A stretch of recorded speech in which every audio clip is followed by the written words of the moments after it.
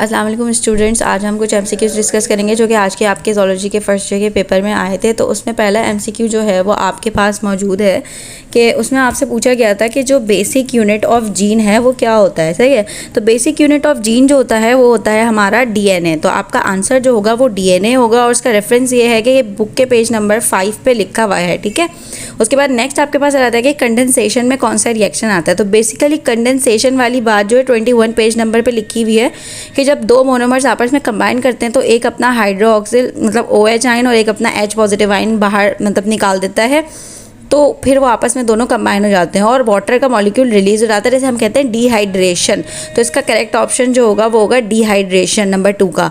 Number 3 में वो आपसे कह रहे हैं कि परसेंटेज ऑफ को enzyme in an enzyme is about, कितने परसेंट को एंजाइम मौजूद होता है कि एंजाइम के अंदर। तो ये होता है, इसका आंसर होगा 1%, क्योंकि पेज नंबर 45 पे लिखा हुआ है कि 1% को एंजाइम मौजूद होता है इंटायर एंजाइम के अंदर।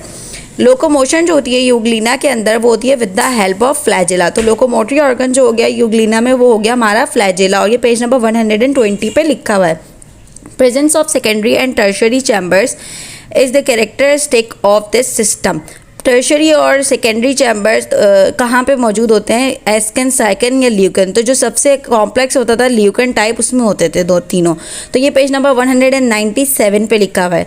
The phenomena of alternation of generation is found in. Alternation of generation किस फाइलम की कैरेक्टरिस्टिक्स थी, आपको याद होगा कि ये नाइडेरिया फाइलम नाइडेरिया में मौजूद थी। तो इसका करेक्ट आंसर जो होगा वो नाइडेरिया होगा, पेज नंबर 201 पे लिखा हुआ है। उसके बाद आ जाता है कि order of lung fish is. ठीक है, तो ऑर्डर ऑफ लंग फिश क्या है, डिप्नॉय है। अब डिप्नॉय वाली बात जो है फिश फाइलम उसमें फिशेस का जो होता है उसमें लिखी हुई है, उसमें आ जाता है हमारे पास 224 पे वाली बात लिखी हुई है। Total number of canine in an adult person is. Canine जो होते हैं तीत वो कितने होते हैं एडल्ट पर्सन में, तो ये आपको पता होना चाहिए कि नंबर टोटल होते हैं 4, यानी 293 पे वाली बात लिखी हुई है। ठीक है, the number of spiracles in cockroach is. कितने पेयर्स मौजूद होते हैं, 10 पेयर्स मौजूद होते हैं। ये वाली बात आपके पेज नंबर 313 पे लिखी हुई है। Heart of fish consist of, कितने चैम्बर्स होते हैं, 2 चैम्बर्स होते हैं। ये 351 पे लिखा हुआ है।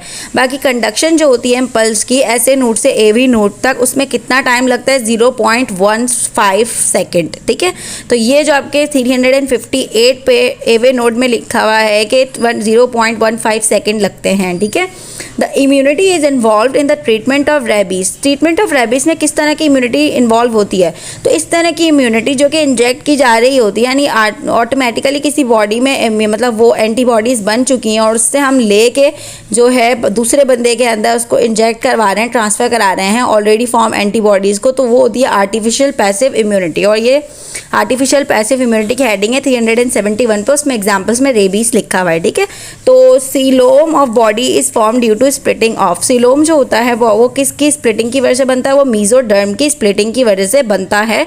195 सीलोम की हेडिंग में लिखा हुआ है।